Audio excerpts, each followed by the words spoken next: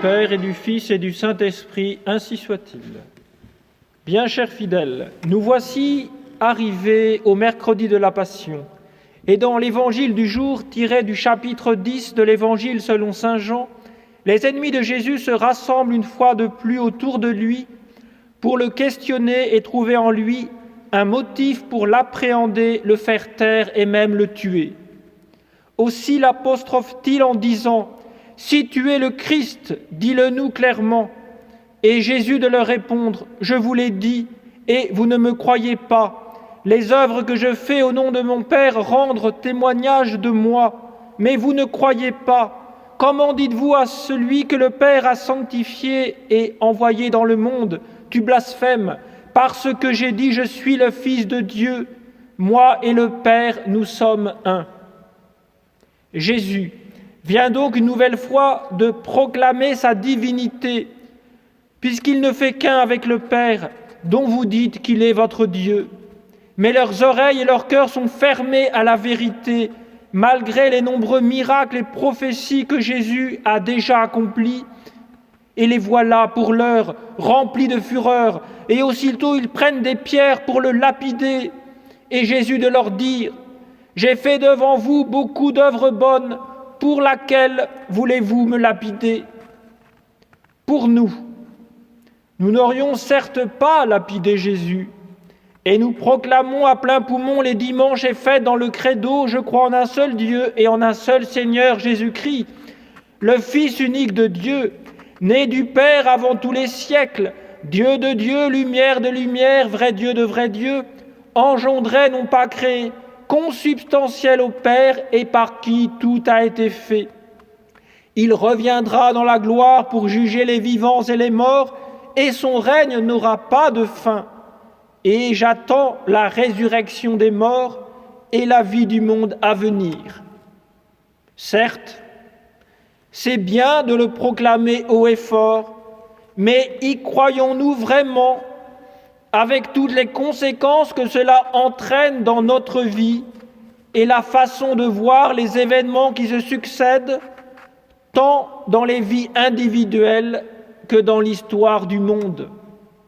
Car voilà une vérité profonde, celui qui croit vraiment à la divinité de Jésus-Christ, vrai Dieu et vrai homme, ne saurait se réduire à une vision naturelle, pour ne pas dire naturaliste, des choses de ce monde et du déroulé de son histoire. Car qui croit en lui sait que le surnaturel est entré en ce monde. Qui croit en lui sait que la providence est toujours à l'œuvre, malgré les calamités, fruits du péché originel, de nos péchés personnels et des péchés publics des nations qui refusent Dieu, ses lois et ses commandements. Oui, qui croit en lui sait que le salut lui est offert malgré son état déplorable de pécheur. Aussi, en ces temps de pandémie, où l'homme redécouvre avec effroi sa mortalité et s'interroge sur le pourquoi, voire l'absurdité de son existence ici-bas, ayons-nous le sens chrétien de l'histoire, comme dont Guéranger nous en parlait déjà en son temps. De même que, pour le chrétien, la philosophie séparée n'existe pas, de même pour lui, il n'y a pas d'histoire purement humaine. L'homme a été divinement appelé à l'état surnaturel. Cet état est la fin de l'homme. Les annales de l'humanité doivent en offrir la trace. Dieu seul pouvait apprendre à l'homme par la révélation tout ce qu'il est en réalité dans le plan divin. Là seulement est la clé du véritable système de l'homme.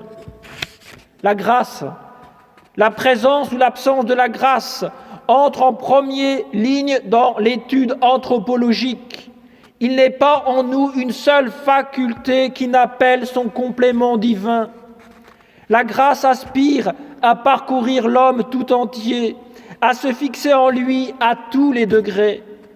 Et c'est afin que rien ne manque à cette harmonie d'une naturel et du surnaturel dans cette créature privilégiée, que l'homme-Dieu a institué ces sacrements, qui la saisissent, l'élèvent, la déifient, depuis le moment de la naissance jusqu'à celui où l'aborde à cette vision éternelle du souverain bien que déjà elle possédait, mais qu'elle ne pouvait percevoir que par la foi. Mais si l'homme ne peut être connu en entier sans le secours de la lumière révélée, s'imagine-t-on que la société humaine, dans ses phases diverses, que l'on appelle l'histoire, pourra devenir explicable si l'on n'appelle pas au secours ce même flambeau divin qui nous éclaire sur notre nature et nos destinées individuelles? L'humanité aurait-elle par hasard une autre fin que l'homme? L'humanité serait-elle donc autre chose que l'homme multiplié? Non, en appelant l'homme à l'union divine, le Créateur y convie en même temps l'humanité. Nous le verrons bien au dernier jour, lorsque de tous ces millions d'individus glorifiés se formera à la droite du souverain juge ce peuple immense dont il sera impossible, nous dit saint Jean, de faire le dénombrement. En attendant, l'humanité, je veux dire l'histoire, est le grand théâtre sur lequel l'importance de l'élément surnaturel se déclare au grand jour, soit que, par la docilité des peuples à la foi, il domine les tendances basses et perverses qui se font sentir dans les nations comme dans les individus, soit qu'il s'affaisse et semble disparaître par le mauvais usage de la liberté humaine qui serait le suicide des empires. L'histoire doit donc être chrétienne si elle veut être vraie, car le christianisme est la vérité complète, et tout système historique qui fait abstraction de l'ordre surnaturel dans l'exposé et l'appréciation des faits est un système faux qui n'explique rien. Alors, courage, bien chers fidèles, choisissons Dieu en toutes choses et demandons-lui sa grâce pour y parvenir. Aimons notre prochain comme nous-mêmes et gardons les lois et commandements de Dieu qui procurent la vraie vie pour tous, car il est le Seigneur notre Dieu et c'est ce qui est bon pour nous, comme la lecture d'aujourd'hui tirée du livre du Lévitique nous le déclare. Seigneur Jésus-Christ, en ces temps d'incertitude et de pandémie, que je craigne surtout de ne plus être uni à vous par le virus volontaire du péché. Seigneur Jésus-Christ, bon pasteur de nos âmes, j'ai confiance que vous me donnerez les grâces et les secours nécessaires afin de retrouver ou de garder l'union d'amour avec vous et de parvenir à ma destinée éternelle dans votre bercail céleste. Seigneur Jésus-Christ, en ces temps d'incertitude et de pandémie, je renouvelle mon abandon à votre providence, car comme l'écrivit Madame Élisabeth de France, sœur du roi Louis XVI, « Que m'arrivera-t-il aujourd'hui, ô mon Dieu? Je l'ignore. Tout ce que je sais, c'est qu'il ne m'arrivera rien que vous ne l'ayez prévu de toute éternité. Cela me suffit, ô mon Dieu, pour être tranquille. J'adore vos desseins éternels, je m'y soumets de tout mon cœur, je veux tout, j'accepte tout.